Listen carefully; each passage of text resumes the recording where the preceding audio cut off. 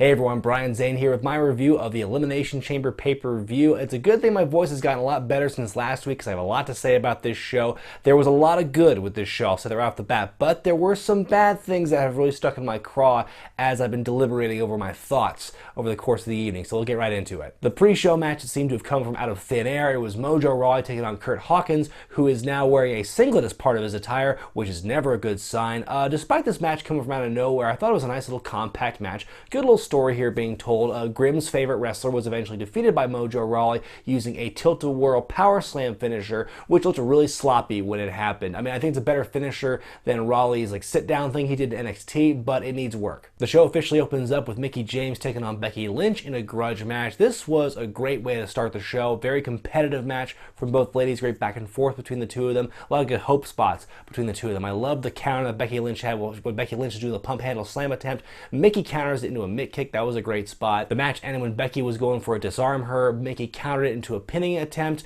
and then Becky countered that into a pin of her own. She beat Mickie James clean with that, and that was how the show began. I thought it was a very good look for Becky Lynch. For Mickie James, I feel now that her role at this point now is to be the veteran who puts the younger talent over, which is always good. I've talked about that in the past, how I don't think the veteran talent should always be winning all the time, but that's the thing. It shouldn't be losing all the time either. There needs to be a delicate balance. And I think it's good, at the beginning for Mickie to have, at the moment kind of rest on the accolades, or have the writing for her rest on her accolades and lose to some young up-and-comers before eventually kind of getting some wins back and establishing herself in the division. With her losing and with what happens later in the night with Alexa Bliss, I don't know how far this team between the two of them is going to go, but I think that with her losing here, this should be the last big loss Mickie James has before she starts piling some more wins up. Handicap match as Dolph Ziggler takes on Kalisto and Apollo Crews. The first thing I noticed was listening to Apollo Crews' music, really listening to it for the first time, I realized it was totally indistinguishable from American Alpha's theme. Anyway, Kalisto makes his entrance. He's quickly murdered by Dolph Ziggler, who does a sneak attack from behind, and so it becomes a one-on-one match between Crews and Ziggler for the first 9/10 of the match. This is the longest match we've seen Dolph Ziggler have since turning heel this most recent time, and we get to see a lot of these heel mannerisms that you haven't gotten to see much since he's made the turn. So Kalisto hobbles his way back to the ring after his assault from earlier. He gets tagged in, hits a few moves on Ziggler. Apollo Crews makes a blind tag to get back in, hits Ziggler with a powerbomb, and he and Kalisto win the match. But as we've seen from past Ziggler matches lately, basically Ziggler gets his heat back but is beating both guys up. He takes a steel chair, he beats Apollo Crews with it, he puts the ankle in the chair and he steps on it twice, and it's this devastating move, this cowardly, sick, disgusting act by this heel Dolph Ziggler, and the fans are cheering and the fans are chanting, "Thank you, Ziggler." And this is the exact opposite way they wanted this to go. Maybe this heel turn would mean a lot more. One, if he didn't lose so goddamn much, and two, if he were beating up faces that people actually cared about. Up next is the tag team Turmoil match for the Smackdown tag titles. The first two teams in this match are Heath Slater and Rhino taking on Breezango, who are the fashion naval police on this night. Breezango are eliminated after Rhino gets a blind tag, then gores Fandango. Up next are the Vaudevillains. Hello, Vaudevillains. Goodbye, Vaudevillains. Then the Usos come out at number 4. They eliminate Slater and Rhino the same way that Slater and Rhino took out Breezango earlier in the match via blind tag. That's now the third blind tag leads to a finish spot we've seen in this pay-per-view alone. Out come the champs, American Alpha, at number 5. These two teams put on a very good match. We've seen these two teams wrestle before, very similar style, and the match ended in a very similar way. At least this portion of the match ended in a very similar way to what we've seen these two teams do. American Alpha gets the surprise upset pin out of nowhere on the Usos, and the Usos get mad and they beat up American Alpha. They just beat the piss out of them for a couple of minutes, and that's, again, the second time now, second match in a row, we've seen that spot. Dolph Ziggler just did that in the previous match, and now we're seeing the Usos do it again. It's not the last time we'll see it either. So then out come the Ascension at team number 6. Now, we see what's coming here. The Usos beat up the champions, so now we're going to see the last team come out. They should waltz right in there and just beat up American Alpha, pick the bones, and become the new tag team champions.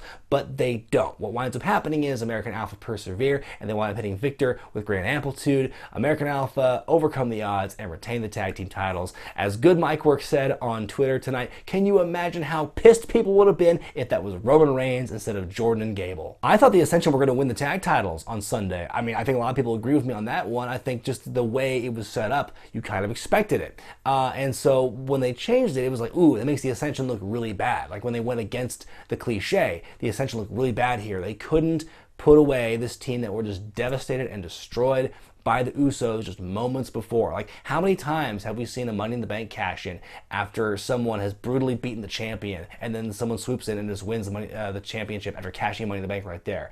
And spoiler alert, something very similar to this is going to happen in the main event, and the person capitalizing on the beatdown does make an elimination. So we've seen this work before, and the fact that it didn't work for the Ascension really makes them look bad. Nikki Bella wearing the Phoenix Suns colors, taking on Natalya in this grudge match. Very interesting way to start the match up. You have Nikki Bella pretty much out wrestling Natalya, which is the complete opposite of what you would normally expect. So it puts the heel on the defensive. It kind of makes a very interesting dynamic. Natalya gets her cut off by basically grabbing Nikki by the boobs and shoving her into the ring post. A real hard-hitting match here. I thought was worthy of the bile and the vitriol being spewed between both women in this, what I consider to be a pretty trashy storyline in comparison to everything else the women are doing on Raw and SmackDown. I mean, you know, I've said before how much I don't like the storyline, but I think this match made me want to watch more of it. Natalya had Nikki in the sharpshooter. She counters out of it into the Fearless Lock, which is basically her version of the STF. They start brawling outside. The match ends in a double countout because Nikki starts to make her way into the ring at 9. Natalya tackles her, keeps her outside at 10. So they're both counted out. They keep brawling on the outside, and then Natalya runs away. And son of a bitch, now I want to see them have a rematch because I want to see a winner because it's actually a really good match, and I was disappointed with the ending, so now I gotta see how it ends. Damn it! Luke Harper taking on Randy Orton, what I consider the match of the night that was not the Elimination Chamber match. These two, I mean, they totally exceeded my expectations. I saw their match a couple of weeks ago on SmackDown. I thought it was okay, but I didn't think it was anything to write home about. But this match just totally blew me away. I did not expect much from this match because it was so last minute. It was thrown in last week, and so, okay, whatever. But this match totally delivered. I mean, it was such an old school feeling, just a snug looking match. These two just beat the piss out of each other the whole time. By the end, I loved the selling. They were just both staggering, both just punch drunk. A great callback sequence here when earlier in the match, Orton backdrops Harper into the announce table. Later in the match, Orton gets his receipt when Harper does the same thing to him. Then Orton with the big, deep power slam on the floor. Orton with the superplex. That thing is a thing of beauty. Harper hit Orton with 2 straight super kicks and then later a sit-down powerbomb, and none of that could put Orton away. Orton teased the RKO at least 2 or 3 times, and Harper blocked it each time until the end. Harper goes to the discus clothesline. Orton blocks it, hits the RKO, and wins, and what a tremendous match this was. Like I said, it's pure old school, but with a new school kind of feel, and it was just great stuff. I think this is Harper's best singles match I've seen out of him since he was briefly in the Intercontinental title scene a couple of years back, feuding with like guys like Ziggler and Dean Ambrose, but this goes beyond that by a couple of miles. Great stuff. SmackDown Women's title on the line is Alexa Bliss defending against Naomi, the 3rd women's match happening in a single pay-per-view, which again I think is a record for WWE. Anyway, I don't have any specific notes about this match per se. I was so emotionally drained from having seen the Orton Harper match just prior, so this is kind of a palate cleanser. Still a fine match, still tons better than their first singles match at No Mercy. The match ends when Alexa goes for the Twisted Bliss. Naomi gets her knees up. Naomi hits her with a split-legged moonsault, kind of a gnarly looking landing for Bliss, and then Naomi pins her and wins the SmackDown Women's Championship. Naomi's a new champ. That's great. That's awesome. Now after this, the SmackDown Women's Championship has far more diversity in its lineage than the Raw Women's title, and that's not a race thing. I'm not trying to make a race joke here. I'm just saying, if you look at the lineage, look at Raw. It's Charlotte and Sasha, and that's it. Now you've got Becky, Alexa Bliss, and Naomi. So, yay, SmackDown wins. It looks a little more like it's got some more variety going on in its history. So now, Naomi, as she said, will be the women's champion going into her WrestleMania at her hometown in Orlando. One thing I will mention really quickly is how after every women's match, it kept going back up to the Skybox where Carmella and James Ellsworth were. And in the pre-show, Ellsworth told Carmella that he bought Skybox tickets for this show, which I thought was hilarious. But they just kept going to it, and it was the same gag over and over again, where it was Carmella saying something, the Dasha, whatever, asking her about something. Then Carmella just makes some flippant comment about the match, and then James Ellsworth just says, yeah, what she said, just repeats what she says. They did that joke 3 times. Okay, main event time, the Elimination Chamber match for the WWE Championship in the brand new Elimination Chamber. This got a lot of debate and discussion over the course of Sunday night. I don't hate it. I like the new look. I like it looks more ominous to me, more like a big, ominous prison cell compared to the old round chamber. It does look very similar to Hell in a Cell, but there's enough little features here and there that gives it its own life. I love the fact that it's much taller than the original chamber. Now people can get on top of the pods and like stand freely. They're not crouched and hunched over. They can do those spots. Like we saw a lot of times during this match, a couple of spots where both guys were on, two people were on top of the pods. That was great stuff. That was very captivating. You wouldn't get that in the old chamber. A lot of people were talking crap about the padded floors between like the edge of the ring and the wall of the chamber. Like, oh, it's like, oh, safety, it's all protected. Like people were acting like it was a big fluffy pillow these guys were taking bumps on. I don't know if y'all watched that, but there was no give in those pads. Like it looked harder and stiffer than the concrete, you know, when there's pads on top of that. It was just like, I think it was there as a safety thing because, you know, they were doing these spots now from the top of the pods that they couldn't do in the old chamber. So they had to have something to land on. Like they couldn't land on the steel by itself. So even the basic bumps they took still looked pretty stiff. There was no give to that. It was not a crash pad, you know, it was with safety in mind, but still I'm pretty sure those bumps hurt. The one thing I didn't like about the new chamber though is like the big WWE logo at the very top of it. Like we get it. We're watching a WWE show. There's no ambiguity. We know what we're watching. Anyway, the first two to be wrestling in the Elimination Chamber match are AJ Styles and John Cena. They wrestle a little bit, then out comes Dean Ambrose at number 3. The three of them recreate a couple of their spots in the No Mercy triple threat match a few months back, including the triple German. Bray Wyatt comes in at number 4. He catches Styles, who's doing a springboard thing, throws him into the chain link wall. Yikes. Ambrose and Styles are on top of one pod, like they're throwing each other's face first into the plexiglass. Great looking stuff. That was such a cool visual. Then later, you got Ambrose powerbombing Wyatt off the top turnbuckle, who's got a hold of Styles, who's on the top turnbuckle post. So Styles does a whole arching flip over both of them in the middle of the ring. Holy shit. Out comes Baron Corbin at number 5, and he just looks amazing. He cleans house. He hits Styles and Cena with the end of days. He beats up Bray Wyatt. He throws Dean Ambrose into the chain link wall, and then The Miz comes out at number 6. And then Dean Ambrose immediately rolls up Corbin, who, by the way, has taken very little damage compared to everyone else in this match thus far, and he's the first one eliminated. Like, that was a huge shock.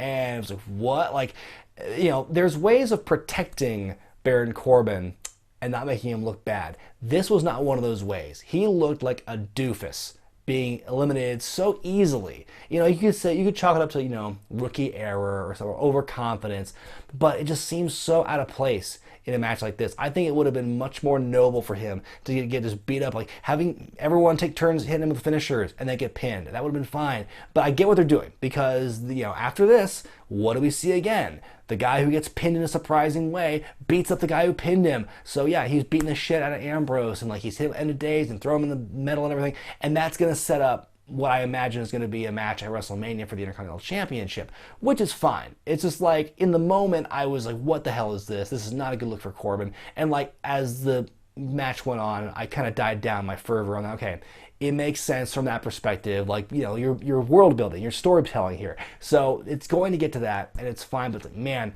I think there has to have been a better way to eliminate Corbin than that way, in my opinion. So anyway, after Corbin beats the hell out of Ambrose, storms off, The Miz, who's done nothing so far, he just slinks right in, covers Ambrose, and eliminates Ambrose. So boy, the Ascension sure looks stupid now, don't they? Miz would go on to hit Wyatt with the skull-crushing finale on the padded steel area between the ring and the wall of the chamber. Wyatt would only go on to sell that move for maybe 45 seconds to a minute tops, which seems kind of funny to me. But before he did get up, The Miz was eliminated by John Cena with an attitude adjustment. So the final three are John Cena, AJ Styles, and Bray Wyatt. Cena and Styles trade and kick out of each other's finishers. Cena goes to the top of one of the pods, hits a flying cross body on the other two. That was crazy. Eventually, Bray Wyatt hits Cena with Sister Abby and eliminates Cena. So Cena is no longer the champion. That was a 2-week historic 16th world title reign. And so now we're going to have a new champion no matter what. So it's down to Styles and Bray Wyatt. AJ goes for the phenomenal forearm. Wyatt catches him, hits him with the sickest looking Sister Abigail I've ever seen in my life, pins him, and Bray Wyatt is the new WWE champion.